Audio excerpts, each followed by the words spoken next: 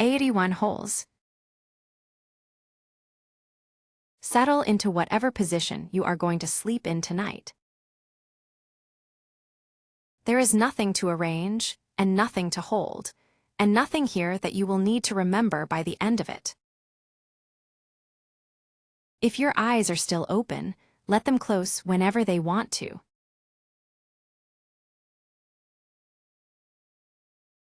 Begin at the very top of the head. Let the scalp be loose, and let the forehead stop holding whatever it has been holding. The small muscles around the eyes can let go, and the eyes themselves can rest heavy behind the lids, no longer pointed at anything. Let the jaw unhinge slightly, so the teeth are not touching. Let the tongue come away from the roof of the mouth and lie soft along the floor of it, and let the whole face be as slack and unarranged as it is when nobody at all is looking at it.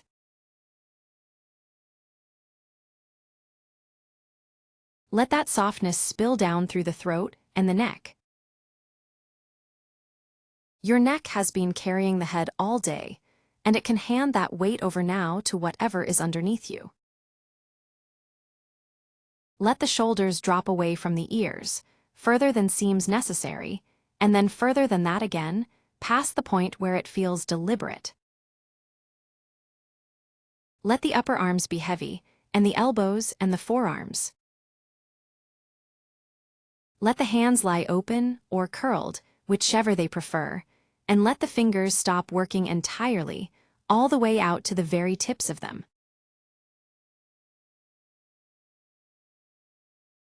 Now the chest.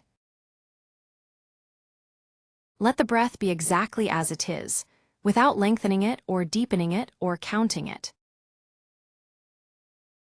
Somewhere around the third or fourth breath, it will slow down on its own, without any involvement from you at all. Let the ribs be loose. Let the belly be soft, and let it rise and fall without any help. Your whole back can settle down into the mattress, one small section at a time, from the shoulder blades to the middle to the low back, until nothing there is bracing against anything.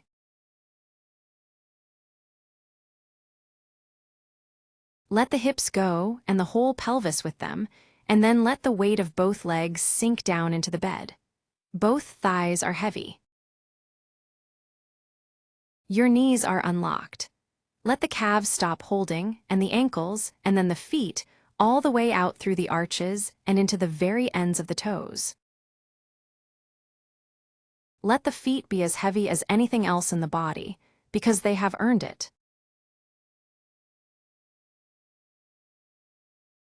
Take a moment to feel the whole of yourself lying there at once, from the crown of the head to the soles of the feet, held up entirely by the bed and asking nothing of you. Attention can be loose from here. It can wander off, lose the thread, and pick it up again somewhere else entirely without any harm done.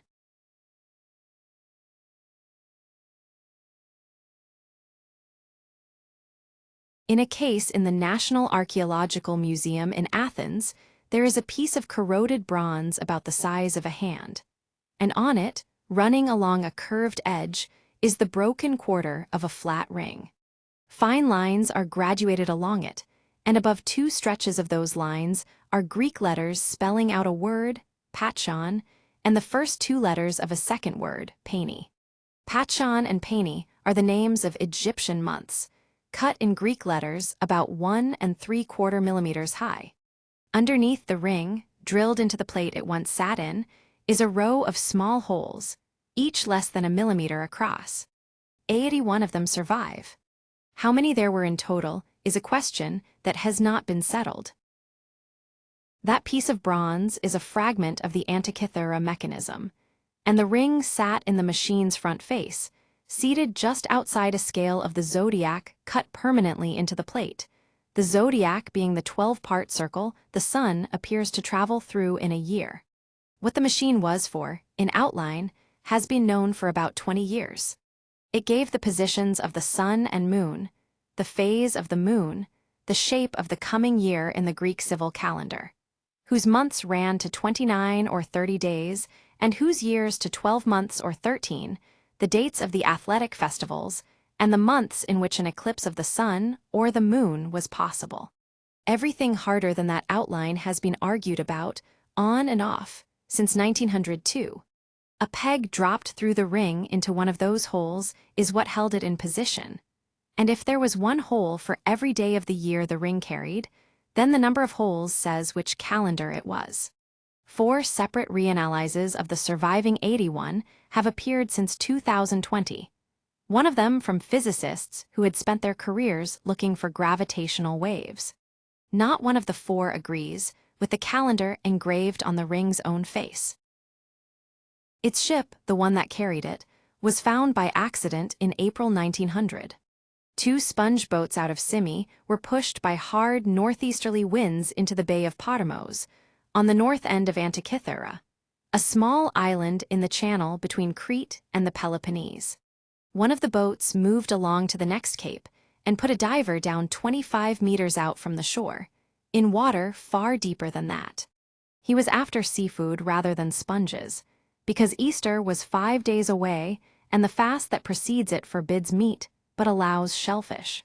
His name is remembered as Stadiates.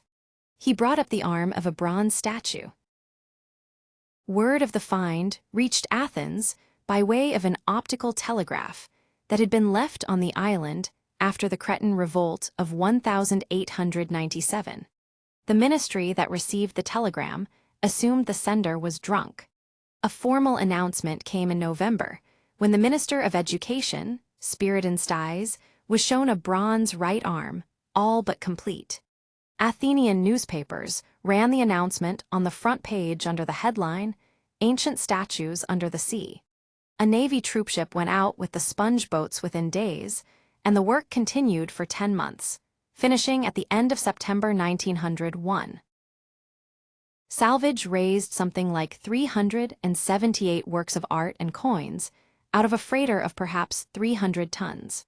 There were more than 4 dozen figures in bronze and marble, most of them in pieces, including a life-size bronze youth recovered in 5 fragments, now one of the best-known objects in Greece.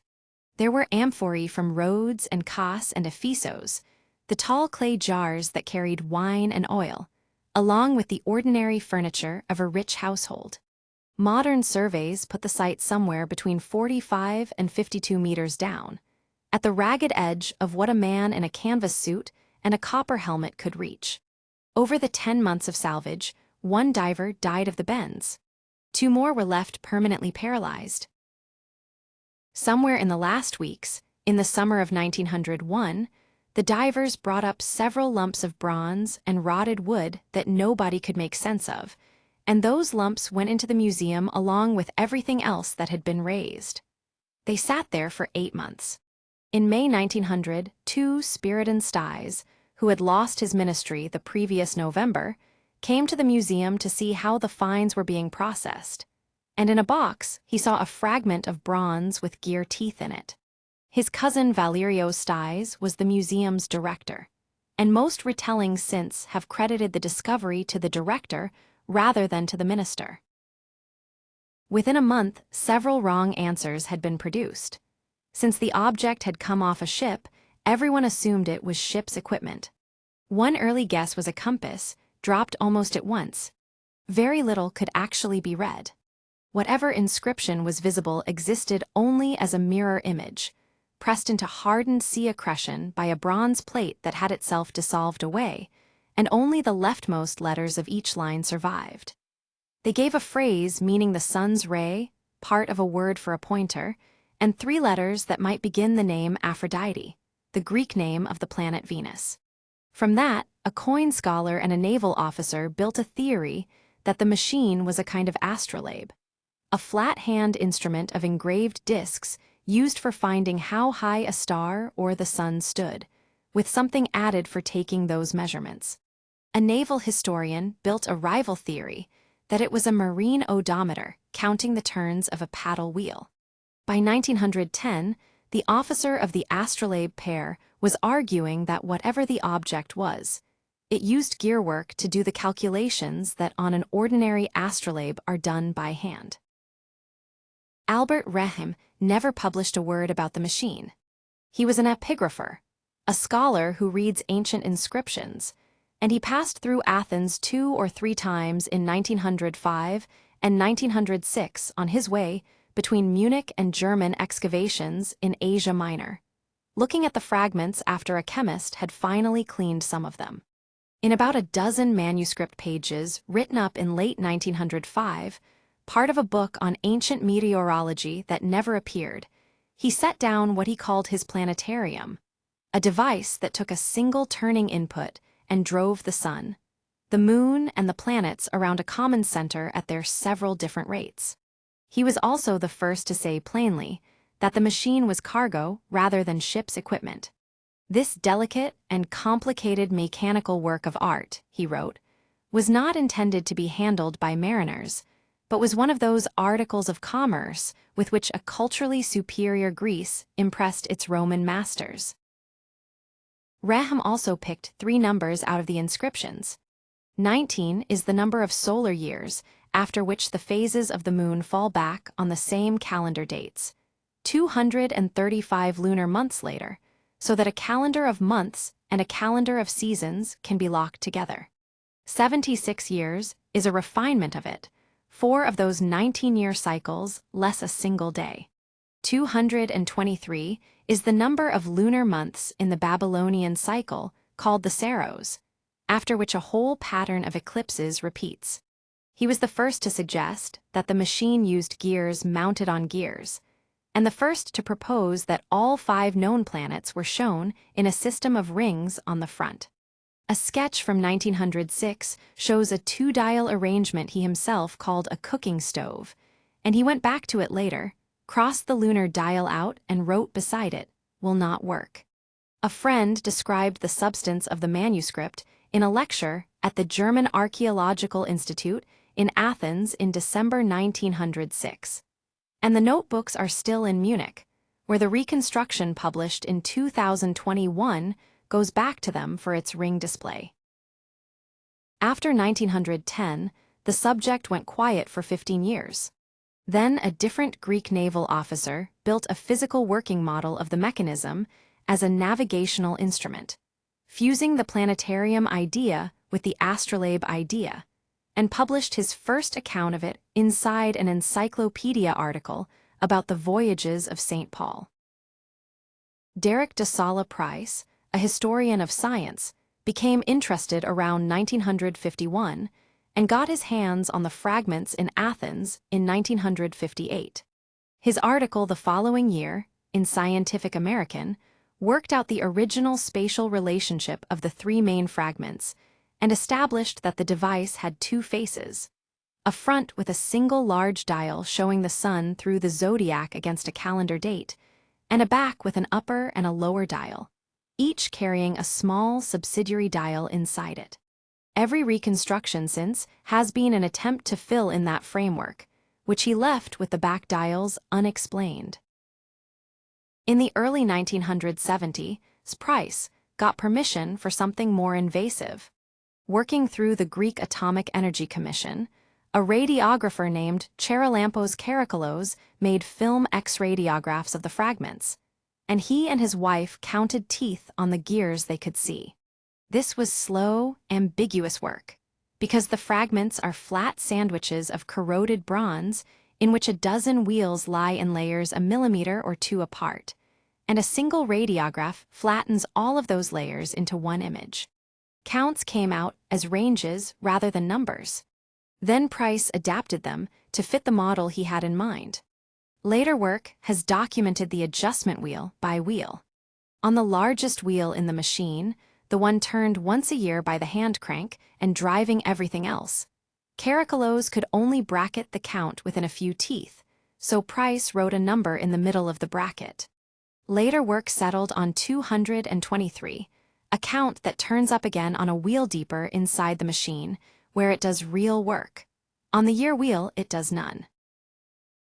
A large assembly of gears carried around on another turning gear sits in the middle of the machine, and Price read it as a differential, a train that adds or subtracts two turning rates and puts out the result.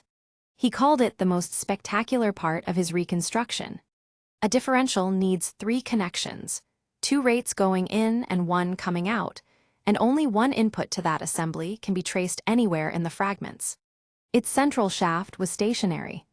Price postulated the second input, and it has since been shown never to have existed, on the evidence of Caracolos's own plates. Michael Wright, a curator at the Science Museum in London, offered a diagnosis of what had gone wrong. Price had formed too firm an idea of how the instrument must have worked, Wright wrote, and had then read the evidence to fit that idea. Wright had been started off by a model built under Price's supervision that came to the museum on loan, and that he found both unconvincing and unworkable. With Alan Bromley of the University of Sydney, he worked on the originals in Athens between 1990 and 1994, and the two of them solved the layering problem with equipment they built themselves.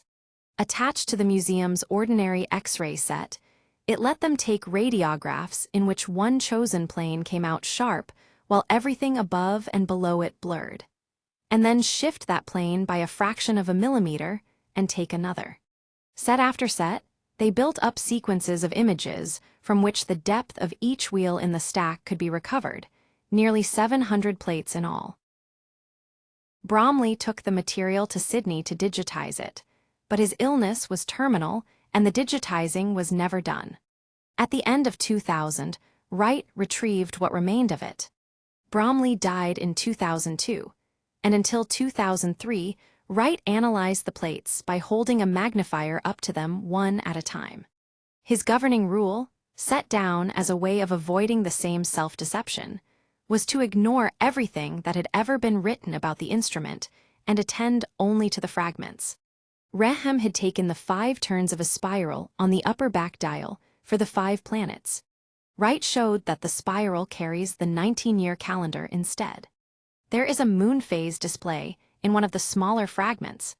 Deeper in, on 2 wheels near the middle of the machine, there is a pin riding in a slot. In 2005, the object stopped being read by eye. 2 pieces of equipment were brought to the museum.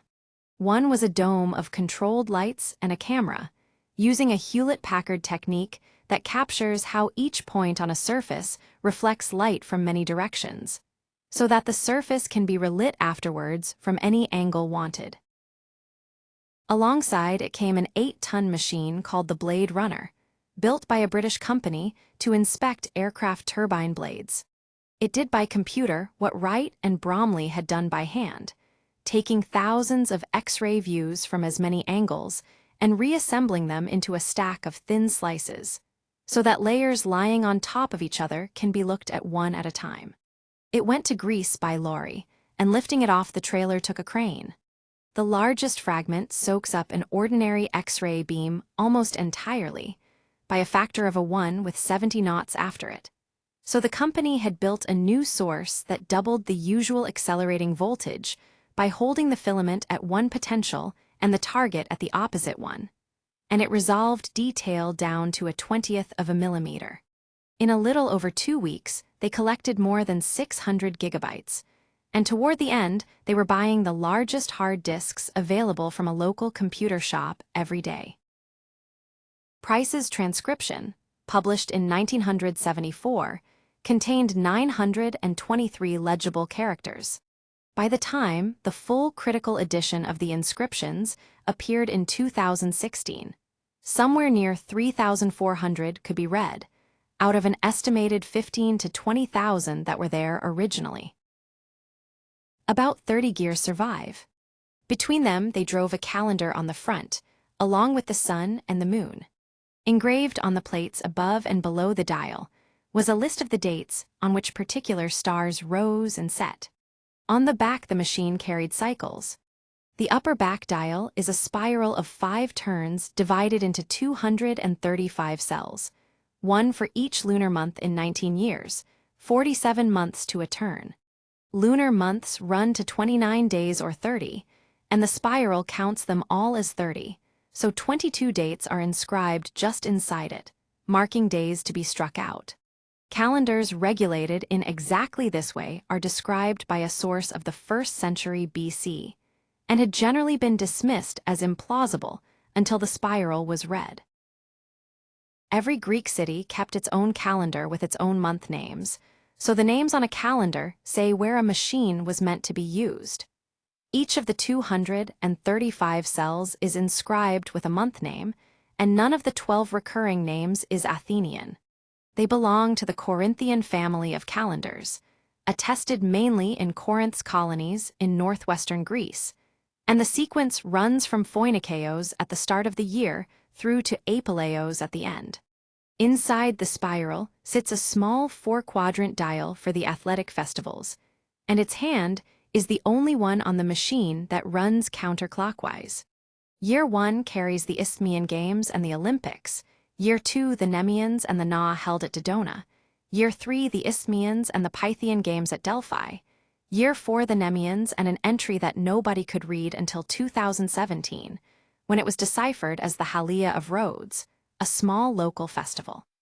On where the machine was made, or at least meant to be used, the Halia points to Rhodes, the Corinthian months to northwestern Greece, and the star risings and settings fit latitudes between about 33 and 37 degrees north, because the date a given star first appears shifts with how far north the watcher stands. That band includes Rhodes at 36.5.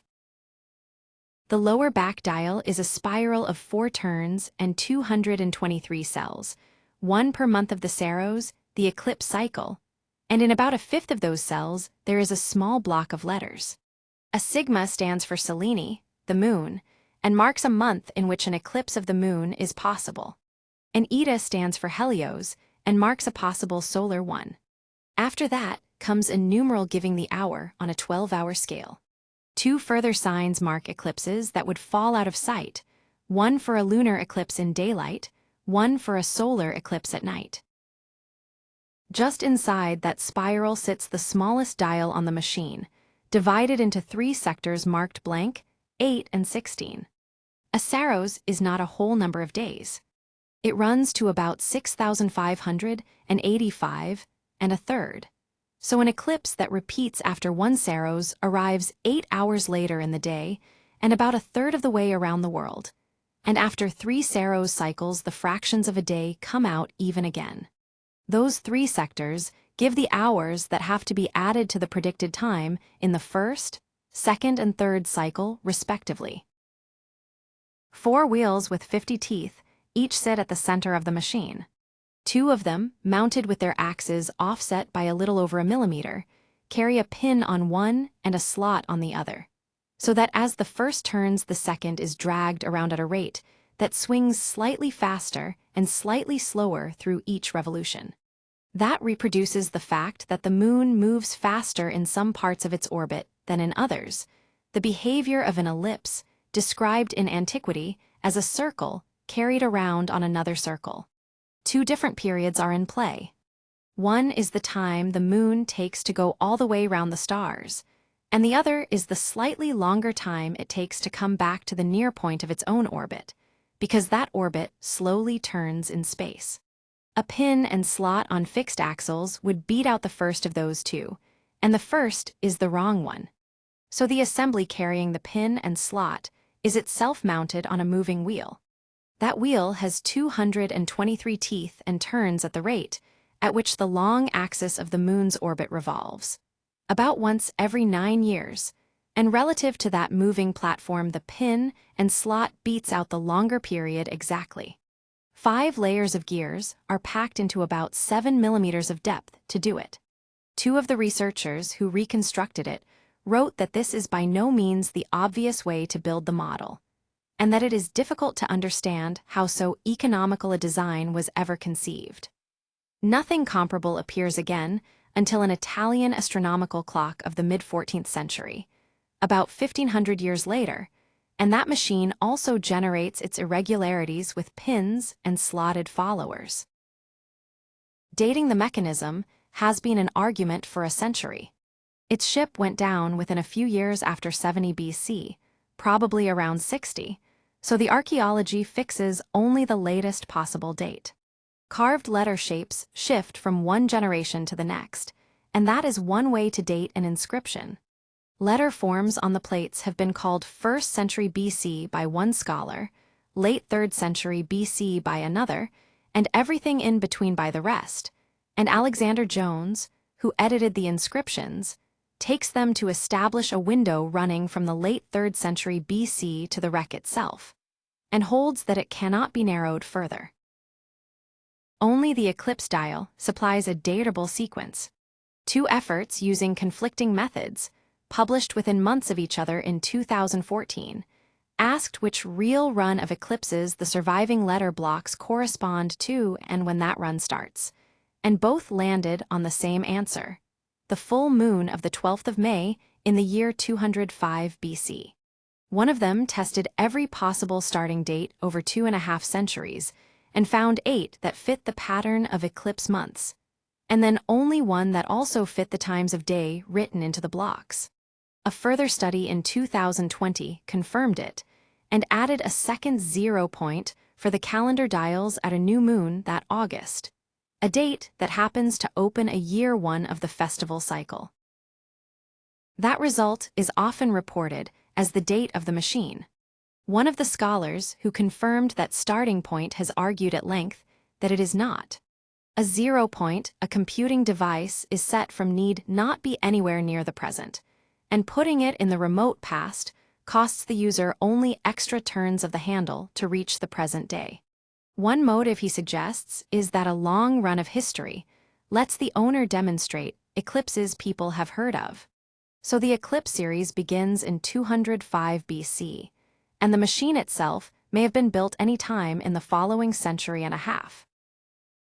An Australian machinist named Chris Budislik set out to make a replica of the mechanism and needed to know how many holes to drill in the plate under the calendar ring.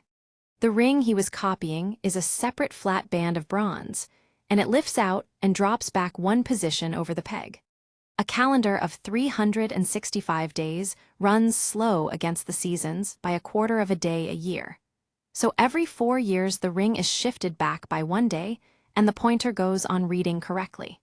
That had been the standard reconstruction since 1974, an Egyptian civil year of 365 days, with 1 hole drilled for every day of it. The surviving holes, though, did not sit where 365 of them would have to sit. So he went back to the 2005 scans with 3 collaborators and measured all 81. Testing every plausible count, they concluded in 2020 that the ring had been divided into 354 days, not the Egyptian year, but the length of 12 lunar months. Working on the same coordinates in April 2024, Stuart Malin and R.J. Dickens got 352 and put the chance of the answer being 365 at less than 1 in 10,000. Late in 2023, a colleague had shown the data to Rehm, a professor of astrophysics at Glasgow who works on gravitational waves, and Wone took it up with Joseph Bailey. The statistical machinery of gravitational-wave analysis, sampling codes built to pull faint signals out of noisy detectors, was turned over the Christmas holidays on 81 holes in a fragment of bronze. Their model treats each hole as a measurement with 2 separate kinds of slip, in and out along the radius and round the circle, and asks which number of evenly spaced holes on a ring of unknown size best explains where the surviving ones actually lie. Setting aside the holes next to fractures, the answer comes back at 354.1, and 365 is a number they describe, given their model, as not plausible. The Glasgow authors add that they have not been able to constrain the count to a particular whole number. What they can say is that the holes sit on their circle to a radial precision of 28 thousandths of a millimeter. Punching them, Bailey told the university's press office, would have required highly accurate measurement techniques and an incredibly steady hand. Against all of that stands the ring's own face. Pachon and Pani are Egyptian month names, and one surviving stretch counts 30-day marks under a single month name, exactly what an Egyptian 30-day month should have.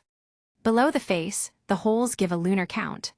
A lunar year of 354 days is made of months that alternate between 29 and 30 days, so a single 30-day month is not fatal by itself. And the original paper appeals to a hypothesized Egyptian lunar calendar whose months borrowed the civil names. That lunar calendar is a scholarly reconstruction rather than a documented one, so the ring would have to stand as its first known example. In October 2025, Malin and Dickens measured the holes again, getting 351, and then went after the graduation marks themselves, from the scan slices on one hand and from ordinary photographs of the same fragment on the other. Each figure is what a whole circle would hold, worked out from the surviving arc. If the standard view is right, both sources should say 365. Scan slices say 354.5. Photographs say 364. They call the discrepancy alarming, because the two are supposed to be images of exactly the same marks. 3 explanations are floated: 2 views taken from different angles, distortion in a camera lens, and damage to the fragment somewhere between the photograph and the scan. Their conclusion is that the answer depends on which of the 2 bodies of data is used, and that the whole business is a mystery which presently has no denouement. In 2025, a group in Thessaloniki published a reconstruction of the front dial, with a footnote stating that 365 is mandatory for the ring to function. Their reference list does not contain any of the whole count papers, and nothing has been published in reply to them either. Their front dial exists in bronze, with 365 holes drilled in it. That footnote sits alongside a larger claim by the same group, that the machine was not a planetarium. A reconstruction that has dominated since 2021 puts 9 nested rings on the front, with 9 outputs. Little spheres for Mercury, Venus, the Sun, Mars, Jupiter, Saturn, and the Moon, a date pointer, and a double-ended hand marking the 2 points where the Moon's path crosses the Sun's. Of the 34 further gears that arrangement needs, none survives except, on one reading, a single 63-tooth wheel in its own small fragment. The evidence for that arrangement is inscriptional. A text on the back cover describes the front as a display of the planets, and a text on the front cover carries 2 numbers read for the first time in 2016, 462 and 442. Each is a count of years, paired with a count of the planets returns to the same place relative to the Sun, and they are exactly the ratios a gear maker would want, because a ratio can only be built if it splits into whole numbers of teeth small enough to cut. Thessaloniki objects that the back cover text pairs each planet's name with a word for its orbit, rather than naming a sphere or a pointer for it. On the dominant reading, no gearing survives for the crossing points of the Moon's path either, the very thing a geometric prediction of a solar eclipse would need. The 63-tooth wheel is called the epicycle for Venus by one camp, the small circle carried around on a larger one that gives the planet its wandering, and by the other camp a piece of the missing eclipse gearing. The 9-ring reconstructions proposed gearing for Mars wanders off by nearly 38 degrees, where the planet appears to double back on itself, and a sign of the zodiac is only 30 degrees wide. On that reconstruction, the machine was meant to predict the heavens according to the best theories going, and in the words of the men who built the model, it did not really work very well. A different objection concerns whether the gears could turn. 2 researchers in Argentina took the published measurements of the gear teeth, triangular in profile rather than curved, and ran the whole chain of gears through 200 random trials per pair of wheels, with each wheel's measured slop and off-centeredness dialed in. Tooth shape by itself costs almost nothing. What does the damage is how inaccurately the teeth were cut. simulating the entire mechanism 30 times over at the best assumed clearance, something seized in 90% of the runs, and on average the lunar train advanced about 129 days of displayed time before it stopped. They conclude that either the mechanism never worked, which they think unlikely given the trouble somebody went to, or the measured errors are not the original errors, because 2,000 years in salt water corrodes bronze and deforms teeth. The physicist whose tolerance measurements they were using had concluded in 2011 that the mechanism was made for teaching and display rather than for serious prediction.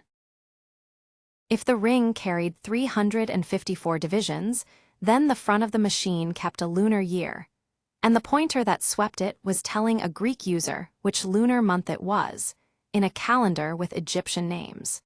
If it carried 365, then the front kept the wandering Egyptian civil year, and the user was doing what the astronomers of that age all did, reckoning in the one calendar in the Mediterranean whose years were every one the same length. Whoever punched those holes did it by hand, one at a time, the whole way around the circle. 81 of them survive. 4 times now, the whole number has been worked back from those 81, and every answer has come out nearer to a lunar year than to an Egyptian one.